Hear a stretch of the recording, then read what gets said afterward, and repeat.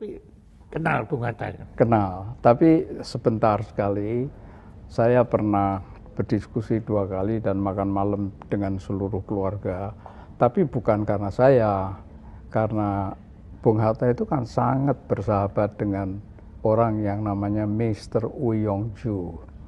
Dia mahasiswa di Leiden ketika Bung Hatta mahasiswa di Rotterdam. Nah, Uyongju ini mahasiswa hukum atau ekonomi, entah bagaimana, itu waduh sahabatnya bukan main, sehingga ketika konferensi meja bundar itu bisa kita lihat fotonya Uyongju di belakangnya Hatta. Uyongju itu warga negara Indonesia? Ya, dia jauh lebih tua dari saya kan, dia lulus duluan, dia generasinya Bung Hatta. Nah, gara-gara saya cerita itu, oleh karena saya kenal baik dengan anaknya Uyongju, mahasiswa di Aachen waktu itu saya kenal baik. Jadi ketika ngumpul semua di Jakarta, Uyongju berbincang-bincang dengan saya, kamu mesti kenal sama saya kenalkan. Dengan biasa diperkenalkan dengan Bung Hatta, sempat diskusi 2 kali. Setelah itu diundang makan malam keluarga Uyongju, keluarga Bung Hatta, keluarga saya. Dan saya mempunyai kesan yang luar biasa terhadap Bung Hatta. Ketika setelah itu saya lebih lagi luar biasa menghormati dan tidak bisa mengerti bahwa ada manusia yang seperti itu hebatnya. Setelah membaca pembelaannya dia waktu dia mau dihukum di Belanda, dia diadili sebagai mahasiswa. Tapi ada waktu nggak cerita soal itu.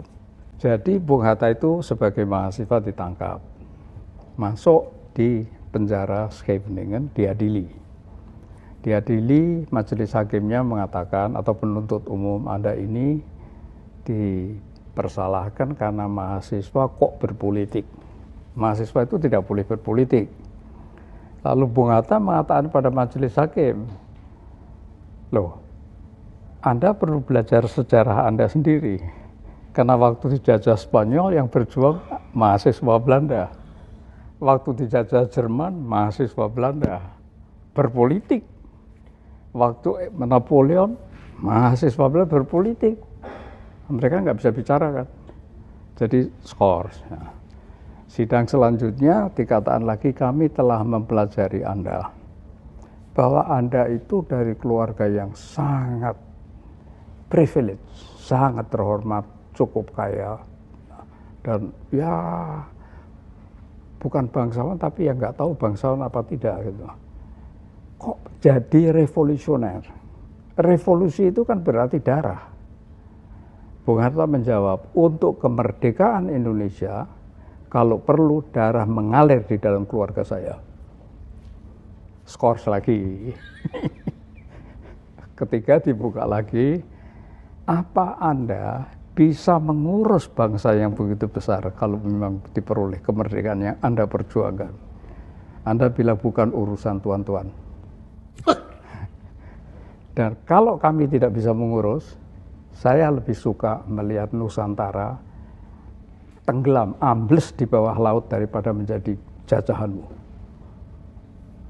Ketok palu, bebas murni, sekolah lagi ini sampai tamat. Nah, ini dengan sejarah yang seperti itu, waktu sekolahnya Bung Hatta Rotterdam yang sekarang menjadi Erasmus University, merayakan 100 tahun ulang tahun sekolah itu, saya dipanggil oleh pimpinan, saya dipanggil oleh dekan Fakultas Ekonomi, di kamarnya dia buka jendelanya, dia bilang, lihat gedung itu. Kenapa? Gedung megah. Itu adalah asrama baru untuk mahasiswa asing, kami namakan Hatta Building. Jadi Belanda yang sangat menghormati. Walaupun begitu, tidak ada ampun dia di dalam argumentasi mau merdeka. Jadi kita punya orang-orang hebat, tapi orang-orang hebat ini generation old. Ya. Tapi dari percakapan yang singkat itu, saya juga terkejut-kejut setengah mati. Karena dia mengatakan pada saya, dia sudah bukan wakil presiden, dia sudah mengundurkan diri. Dia mengatakan pada saya, ini negara kita ini kalau diibaratkan rumah, sekarang rumah ini sedang dipretelin. Dipreteli. dijual, gentengnya dijual, jendelanya dijual. Itu empat mata hanya saya yang tahu saya kira. Jadi waktu saya terkejut. Jadi zaman itu Bung Hatta sudah tahu. Waktu itu Anda belum sadar. Belum. Kalau urusan ini belum sadar betul. Artinya saya pikir ya sudah merdeka, saya kan lama di sana, Iya. tahun 70 ya. Tahu, tapi saya pulang sebentar, 1 tahun di situ, tahun 64 saya ketemunya Bung Hatta.